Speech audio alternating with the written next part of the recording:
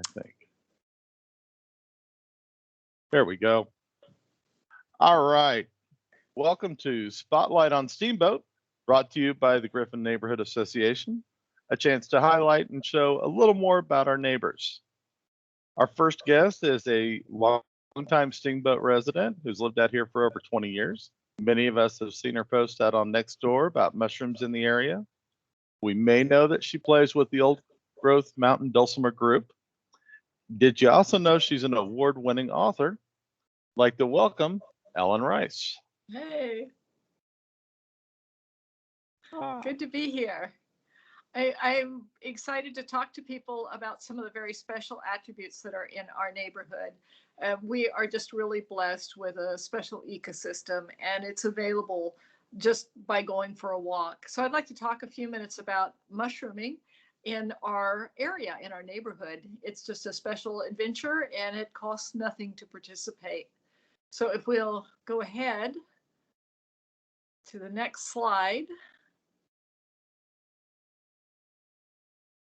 We have come a long way from a history where people were moving all day long, every day, with hunting, gathering, herding, and farming. And if you move to the next slide, you can see where we are today. We work at home or at an office, often sitting. Our recreation is often sitting as we are online or reading or otherwise enjoying material. We end up sitting a lot these days. So the next slide. During our day, our physiology is set up so that we really would do better if we were moving every half hour. And it's not always possible depending on someone's job or health, but that would be much more ideal for the biochemistry that our bodies have been built from generations of living as human beings on this planet. So our next slide. We interact every day with the things that we consume. For instance, if someone has some marijuana, it enhances the sense of smell, and there's the famous munchies. So another one that people don't know is the business of how alcohol stimulates our hypothalamus. And it says to our body, oh, we really need to eat something. And that effect lasts a long time after alcohol is consumed. So if we have a beer on Saturday night, on Monday at lunchtime, our body may still be saying, I'm really, really hungry. So we are constantly interacting with what we ingest and what we're doing. So the next slide. When we sit a lot, the other thing that happens is that the glucose that we have taken in doesn't get delivered to the cells. And we can end up with challenges with prediabetes or diabetes. So the next slide is what also happens to our muscles when we sit a lot is the psoas muscles, the hip flexors can shorten. And this is very distinctive. The lower back tends to sway a bit and the tummy starts popping out in front, and we can have lower back pain. And this can be also goes back to sitting a lot. So here I am multitasking. I'm getting my biochemistry upright and going. I'm getting those hip flexors stretched. I'm also writing a story in my head. I often walk and think about my villains, who they are and why I want to murder somebody off. And I'm also looking for mushrooms. So I can do a lot at a very slow pace. And in fact, it's kind of nice if my brain is filled with looking for things and thinking about stories, because I have to walk at a very slow pace. I have a bit of a disability. So next slide is when we start seeing things around our neighborhood, we can just simply go, well, that's cool. You don't have to take it any further than that. There's lots of colors and shapes of fungi. Right now, this week, we're not seeing so much, but we'll see more as the spring comes on. Then it'll dip during the hot days of summer, and our fall is our big season. If you want to take a photo of something you find, our best bet is to get down in the dirt and take a side shot. If we just take a picture from overhead, it looks like a golf ball in the grass. If we can get down on our hands and knees, whoops, back up a minute there. You're going too fast for me. If we take a picture of a mushroom, it does best if we put the focus point on the front edge of the mushroom. Sometimes with a cell phone, that means you tap right there. And that gives you a more satisfying picture than if the background is in focus or the back of the mushroom's in focus. So now we can move forward. If we want to know what mushroom this is that we found here in Steamboat, we can use an app that's free called iNaturalist. You sign in, you get an account, it's all free. You pick a password and you can go forward there, Mike. What iNaturalist lets me do is I can put a photograph up, and I can obscure the location if I want to. And their photo match software will start to suggest to me what it is I found. So if you move it up one more. So here are all my suggestions on what this mushroom might be. And if I click on the view, it will start to give me more information. Like here, it's giving me more photos and a calendar there of when this mushroom might be out. On the next slide here is showing a map of pink dots of where other people have found this mushroom. So, okay, it's a West Coast mushroom. I think this is what I've got. And keep going. I've got the questionable Stropharia with that wonderful lacy edge. And now I know something about a neighbor in my neighborhood that I didn't know before. This mushroom is out through the fall, and it's just really a cool, pretty mushroom. And again, we can use iNaturalist and sometimes a field guide to learn about the different shapes. And many kinds of fungi that we have are only out for a day or two. Others, like this pig ears, might be out for several weeks. So my neighbor and I started just documenting what's on our little road, and we're up to 150 species so far. There's a lot going on in our woods. So I know that I've noticed out in our an area that where we brought in a lot of mulch, that I've got these gray, kind of slimy looking, purplish gray, come up a lot, but can't really figure out what they are. Well, iNaturalist might be your friend there. There are certain groups of fungi that like dung heaps. So, and that's actually a clue. Is it growing on wood? Is it growing in mulch? Is it growing on manure? That helps you figure out what it is. And we have fungi that are growing in each one of those spots, plus on trees. And there's even a mushroom in Oregon that grows in a river on the bottom of the riverbed. So there's a lot of fungi out there. Wow. There's also lichens. We have a ton of lichens in our woods. And if you just look at this picture, you can see some different shapes. And if you go to the next picture, these are the different kinds of groups that I think of when I look at lichens. Does it look like spray paint, leafy like lettuce, ropey, or does it look like pebbles? And that can help us. Lichens are a little hard to identify, but then when we see a branch on the ground, we're kind of going, oh, I've got several different types on this one little branch. It's an entire little universe right there at our feet. Okay, I would not have noticed the difference. Yeah. I typically notice the green spinach looking. Oh, well, I would consider it wilted spinach. There you go. Well, there's also some ropey stuff, and there's some little pebbly stuff. And it's just fun to look at the branches. And sometimes I get the question, oh, my tree is covered with lichen. Should I spray it with something? And the answer is please, please don't. Lichens are very healthy. They're not eating the tree. They are hanging out, and it's an indication that your air quality is good. So please, let's leave these guys alone. And we also have a lot of mosses, and this is an entire area where I haven't done much work. The mosses are a little harder to identify, but we've got a lot of different kinds. And you can see the stuff on the ground, light green, is different than the stuff on the trees, a darker green.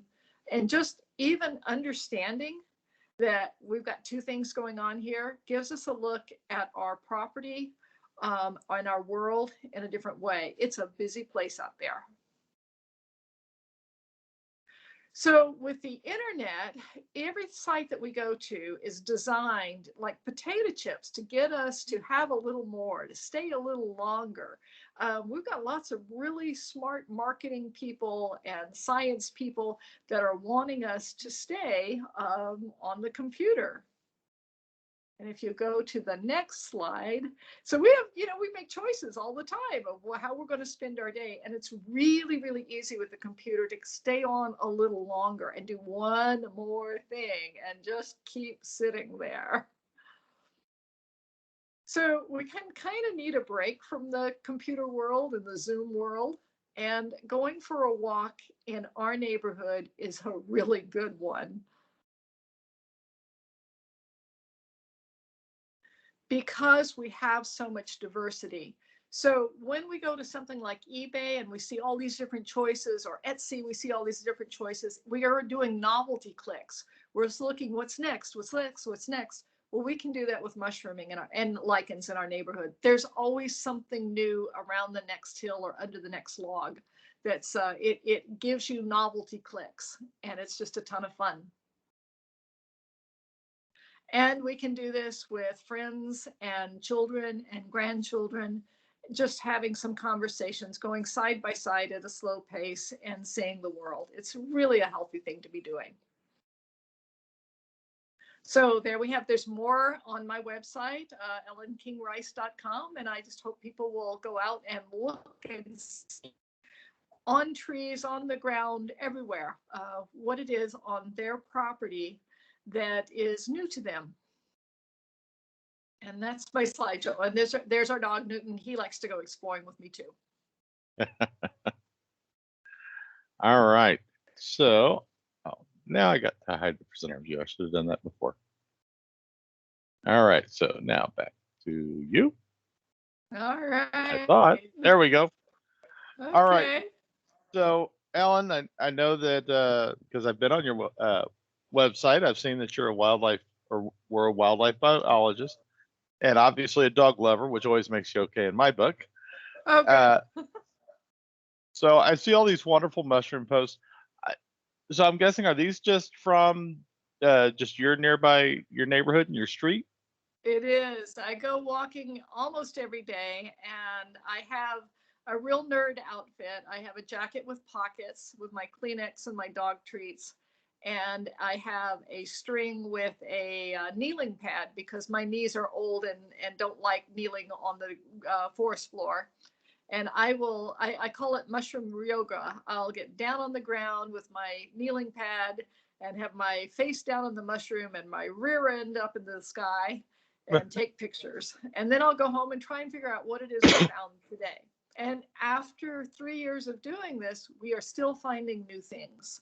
It just amazes me. I know just in the little wooded section around my gazebo, I see something different every year. When I put cardboard down before we put the mulch down, we actually had a few morels pop up. Ooh, shh. Don't tell the people that. They'll come to your house. Yeah, unfortunately, they did not last long and they did not return, even though I turned them upside down and shook them. Oh, well, you might have to do another. Apparently, cardboard and mulch is a nice combination for morels. I've heard of other people in the neighborhood having that experience. Just kind of triggers them. Yeah, we had all of three. Well, it's okay. We have chanterelles in our neighborhood. We both the golden one and the Pacific white chanterelle. Some years there's lobster mushrooms. Those are $30 a pound at Hagen. Wow. So I do encourage people, if they're interested in edible mushrooms, to really please, join the mushroom club or go with some experienced people, because we do have some things in our neighborhood that are not what you want to eat, that could put you in hospital or in harm's way for sure. So you do want to make sure you know what you got before you try to eat something. So now I'm curious. You do all the posts about mushrooms out on Nextdoor, and I'm guessing you do some of that maybe out on Facebook as well, or is it just Nextdoor? In this world of connected social media, when I put it on Nextdoor, I can click a button and it goes on my Facebook page. So I do some of both. So how many times have people hit you back asking, well, how do you find magic mushrooms? Well, there I'm in good luck, because that is not something that I pursue. I really know very little about it. And I can easily say, you're knocking on the wrong door. I wouldn't know how to begin to tell you what a safe dose might be or where you might find it. I would tell you, as one of the things I did years ago was I was in law enforcement. I did wildlife law enforcement, and it becomes very easy to catch people. There's some beginner mistakes that people make. So if you think you're just going to go to a common place that other people know about and do something that's against the law, it can be extremely easy to get caught. So it's just, if you're going to explore that world, I would say to someone, be abundantly careful. You could make some choices that seem not that big a deal that can have big consequences. So do you ever have that issue on Nextdoor or Facebook where someone's, well, okay, you know all about mushrooms. Where do I go for these, or what do they look like? Well, again, I pretty much say not my world. Every now and Okay. then I've come across a mushroom that when I get to iNaturalist, they'll say, oh, this one may be psychoactive. Understand, please, that there's at least 8 different poisons that occur in fungi. And among the psychoactive groups, I know that there's more than one biochemical. And sometimes there's also interactions. There's some mushrooms that you can't have with alcohol. They'll make you very ill. You could have alcohol or you could have the mushroom, but when you put them together, you're going to be really sick. So it's just a complicated world out there when you start ingesting stuff. Please, everybody, be careful. Go enjoy the pictures and the ecology for a long time before you go further. And I'm more interested in the ones that are sauteed next to my burger or. Well, and a great place to start there is at the grocery store. You can learn a lot about mushrooms. You can try some different sorts, see if it does well with your digestive system, and be completely safe. So I think we've pretty much covered the mushroom angle. Okay. So what drove you so deep into mushrooms and posting about them? Is it the daily walks? No, I was writing a story. It was about an older woman, an adorable older woman, and she's becoming an angel, if you will. She's breaking out in feathers. It was in the fall, and I thought, well, we had spider webs out like we get in Steamboat area, and I was going, well, how, maybe she got bit by a spider. Well, duh, somebody's done that story with Spider-Man more than once. And then I saw some mushrooms out, and I thought, well, maybe she ate a mushroom or something. And so I needed a trigger for my story. And I came home and I said, mushrooms, Pacific Northwest. And oh my gosh, it was like the entire internet erupted into my lap. There was just so much information: medicinal mushrooms, edible mushrooms, ecological mushrooms. And we have in Shelton a very large fungal business, Fungi Perfecti. And so they do a lot with supplements. So there was a lot for me to work with. And so I've been writing books since then that have some aspect of mushroom fungal ecology. And I keep going for a walk. Number one, that's healthy. And number two, it kind of keeps giving me story ideas. Okay. And I'll plug one. I have one right here. My lichen mold book is on sale right now. The ebook is 99 cents. And of course, that means you're going to be sitting down and reading, but that's all right.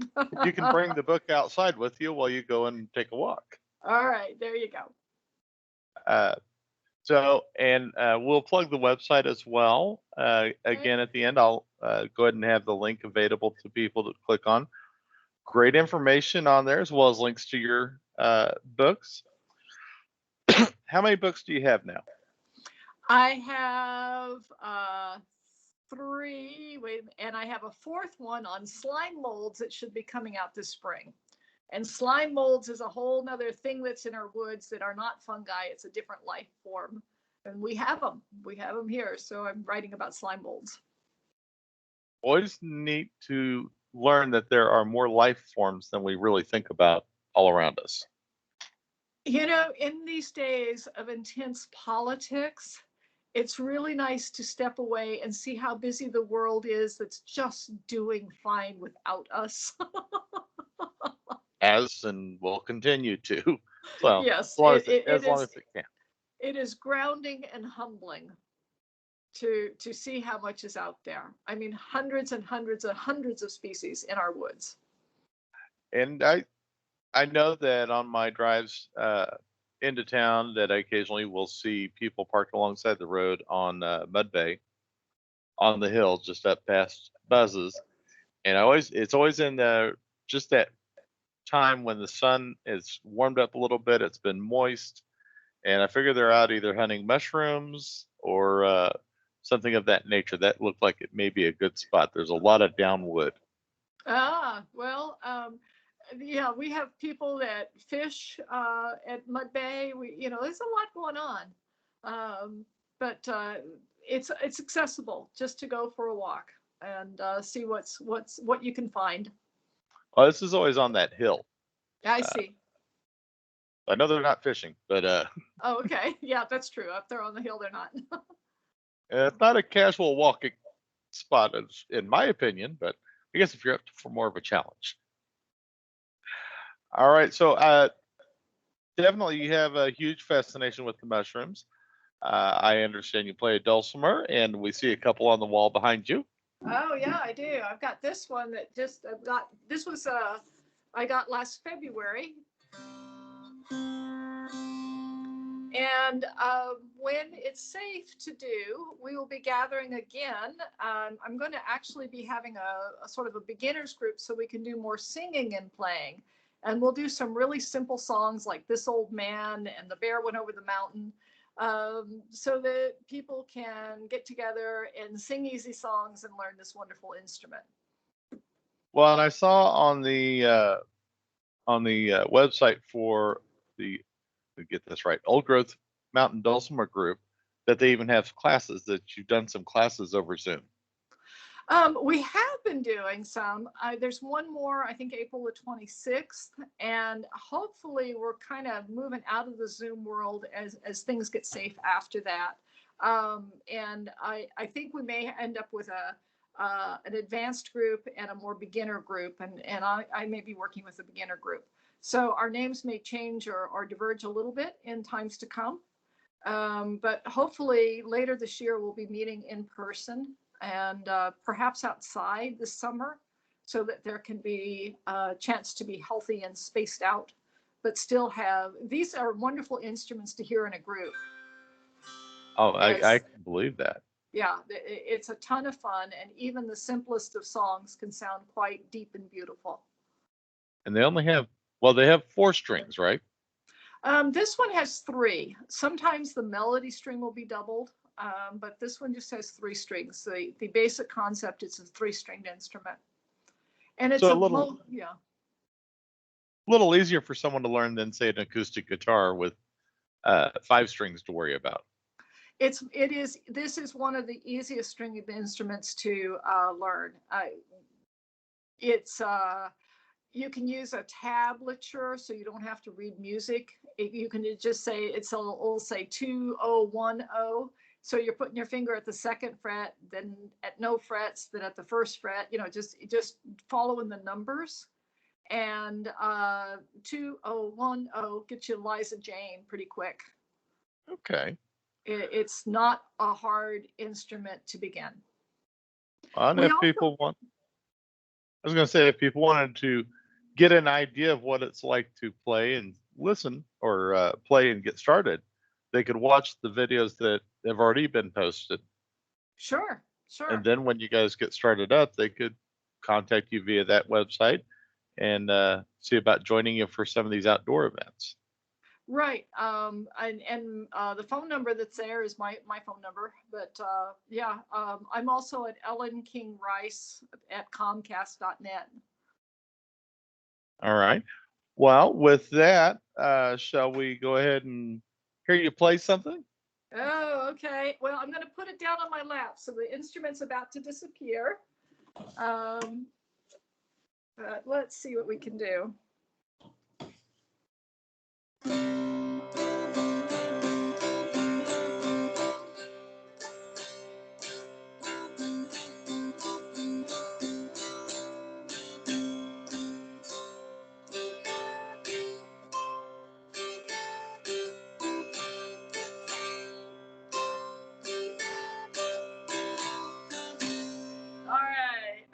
All right. So, Ellen, is there anything else you'd like to tell your neighbors?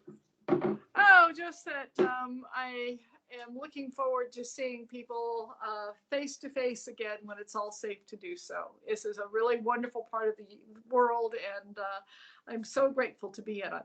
So thank you, and thank Oh, you to Mike and Becky for all the things you do to help us keep connected through the GNA. we're just trying to. Uh, since I started with the GNA, my drive has been community. Uh, I see a lot of hatefulness and meanness out there that I just don't think is necessary. Because at the end of the day, we're all neighbors. Well, and behaviorally, it turns out that some of the most hate-filled stuff that we see online isn't from fellow Americans. It's from actors from overseas, and they'll post to the left and the right and everywhere else just to make folks upset. And when we are in community, neighbor to neighbor, it turns out we're not all that different. We're a lot more reasonable than some of the internet stuff would have you think. We normally are, but I've seen it on Nextdoor, which bothers me that somebody who may live down the street, instead of having the conversation with their neighbor, uh, wants to be ornery because they're not face to face. Well, and we're getting back to that stimulus business. When you pick a fight, boy, that adrenaline gets going. Why not Yep, go for a walk and say, wow, cool mushroom? absolutely. And there's a lot to see, especially when the days aren't too rainy. Yeah. Oh, hey, the Norwegians say there's no bad weather, there's just bad clothes. True. So we've done a fair amount of walking in some fairly wet weather. So yeah, our Gore-Tex and muddy shoes are a good thing. Absolutely. We have a nice mudroom to take the boots off in and shake the coats out on. Yeah. All right, Ellen. That I want to thank you and Thank. everybody. Welcome. Look forward to our next post. It's going to be a surprise. All right. Thanks, Mike. Thank you, Ellen. Bye.